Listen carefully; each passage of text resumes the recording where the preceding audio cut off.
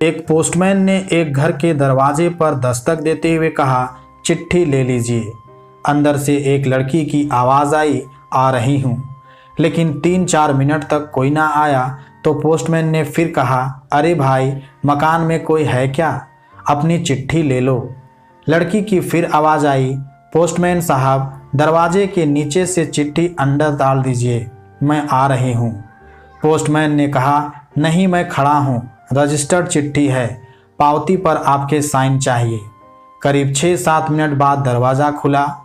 Postman इस देरी के लिए झल्लाया हुआ तो था ही और उस पर चिल्लाने वाला था ही, लेकिन दरवाज़ा खुलते ही वह चौंक गया। सामने एक अपाहिज जिसके पाँव नहीं थे सामने खड़ी थी। पोस्टमैन चुपचाप पत्र देकर और उसके साइन लेकर चला गया। हफ्ते 2 हफ्ते में जब कभी उस लड़की के लिए डाक आती, पोस्टमैन एक आवाज़ देता और जब तक वह कन्या ना आती तब तक खड़ा रहता। एक दिन उसने पोस्टमैन को नंगे पांव देखा। दीपावली नज़दीक आ रही थी। उसने सोचा, पोस्टमैन को क्या इनाम दूं। एक दिन जब पोस्टमैन डाक लेकर चला गया तब उस लड़की ने जहां मिट्टी में पोस्टमैन के पांव के निशान बने थे उन पर कागज रखकर उन पांवों का चित्र उतार लिया। अगले दिन उसने अपने यहाँ काम करने वाली बाई से उस नाप के जूते मंगवा लिए। दीपावली आई और उसके अगले दिन पोस्टमैन ने गली के सब लोगों से तो इनाम मांगा और सोचा कि अब इस बिटिया से क्या इनाम लेना, पर गली में आया हूँ तो उससे मिल ही लूँ। उसने दरवाज़ा खटखटाया। अंदर से आवाज़ आई, कौन? उत्तर मिला, पोस्टमैन। बालिका हाथ में एक गिफ्ट पैक लेकर आई और कहा, अंकल, मेरी तरफ से दीपावली पर आपको यह भेंट है। पोस्टमैन ने कहा, तुम तो मेरे लिए बेटी के समान हो, तुमसे मैं गिफ्ट कैसे लूं? कन्या ने आग्रह किया कि मेरी इस गिफ्ट के लिए मना नहीं करे। ठीक है, कहते हुए पोस्टमैन ने पैकेट ले लिया। बालिका ने कहा, अंकल, इस पैकेट को घर ले जाकर खोलना। घर जाकर जब उसने पैकेट खोला तो विस्मित रह गया, क्योंकि उसमें एक जोड़ी जूते थे। उसकी आंखें भर आई। अगले दिन वह ऑफिस पहुंचा और पोस्ट मास्टर से फरियाद की कि उसका तबादला फौरन कर दिया जाए। पोस्ट मास्टर ने कारण पूछा तो पोस्टमैन ने वे जूते टेबल पर रखते हुए सारी कहानी सुनाई और भीगी आंखों और रूंधे कंठ से कहा, आज के बाद मैं उस गली में नहीं जा सकूंगा।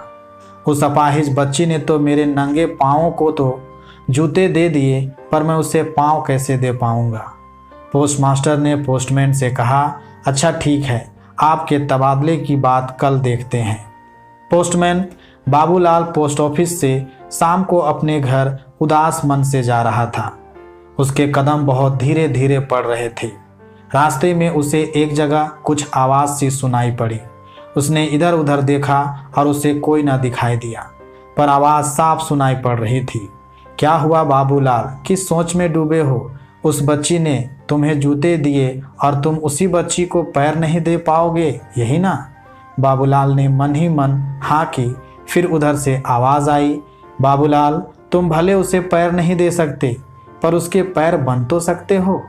अपने अंतर्मन को जगाओ। और इतना कहकर वह आवाज़ शांत हो गई। बाबूलाल सुध-बुध से खोल के घर पहुँचे। घर पर उनकी पत्नी ने पूछा, क्या हुआ, क्यों परेशान हो? पोस्टमैन बाबूलाल ने अपनी पत्नी को सारी बात बताई और कहा कि जब तक इस बात का समाधान नहीं हमें मिलता तब तक मुझे कुछ भी सूझ नहीं रहा है। बाबूलाल की पत्नी बहुत ही धार्मिक प्रवृत्ति की थी।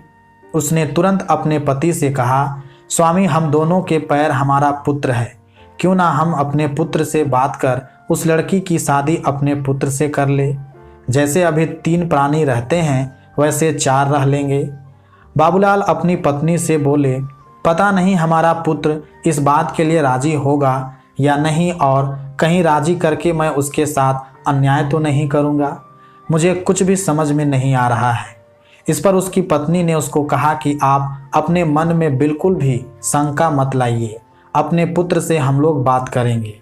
अगर वह राजी हो जाता है तो ही सही, और अगर वह नहीं भी राजी होता है तो हमारे और आपके मन से यह बोझ तो नहीं रहेगा कि हमने उस लड़की को पैर देने की कोशिश भी ना की। दोनों पति पत्नी उसी क्षण अपने पुत्र के कमरे में गए और उसको आवाज़ दी। पुत्र तुरंत हड़बड़ाकर उठा और कहा, माँ पिताजी, आप दोनों इतने परेशान क्यों हैं? क्या बात है, मुझे बताइए। पोस्टमास्टर बाबूलाल अपने बेटे से झेंपते बोले, नहीं बेटा, कोई बात नहीं है, बस हम लोग यही देखने आए थे कि तुम सो गए हो या नहीं। उन दोनों के चेहरे देखकर पुत्र बोला कि आप लोग मुझसे कुछ छुपा रहे हैं, जो भी बात हो वह मुझसे निसंकोच कहिए। बाबूलाल की पत्नी ने सारी बात अपने पुत्र से कही। पुत्र ने हंसते हुए कहा, बस इतनी सी बात? यह तो मेरा सौभाग्य होगा कि आप लोगों ने मुझे आपकी सेवा करने और आपकी व्याकुलता को समाप्त करने और पितृ ऋण को अदा करने का अवसर प्रदान किया। पोस्टमैन बाबूलाल अपने पुत्र की बात सुनकर बहुत ही खुश हुआ और उसे हृदय से लगा लिया और मन ही मन भगवान का भजन गाते हुए उसने रात गुजार दी। सुबह होते ही वह सबसे पहले मंदिर गया, उसके बाद उस लड़की के घर गया और उस लड़की से सारी बात कही। वह लड़की पोस्टमैन बाबूलाल से रोते हुए यह बोली कि मैं अपाहिज हूँ, आप मेरे संग अपने पुत्र को मत अपाहिज बनाइए। मेरी जिंदगी जैसे लिखी हुई है वैसे मैं काट रही हूँ और मैं भगवान की कृपा से बहुत प्रसन्न हूँ। उसी समय बाहर से एक साधु गुजर रहे थे जो पोस्टमैन बाबूलाल और उस लड़की का वार्तालाप सुन रहे थे। उन्होंने दरवाजे पर आकर नारायण नारायण बोला, जिसको सुनकर बाबूलाल ने उन साधु को प्रणाम किया। उस लड़की ने भी साधु को प्रणाम किया। साधु ने उन दोनों को आशीर्वाद देते हुए कहा, पुत्री, इस संसार में जो हम चाहते हैं वह हमें मिलता है तो यह हरि की होती है, और जो हम नहीं चाहते हैं वह हमें मिलता है तो यह हरि इच्छा होती है। इस समय पोस्टमैन तुम्हारे पास हरि इच्छा से आए हैं। हरि इच्छा का सम्मान करो और शादी के लिए हाँ कर दो। उन साधु की बात सुनकर उस लड़की ने हामी भर दी। फिर बाबूलाल ने अपने पुत्र से उसकी शादी खूब धूमधाम से कराई।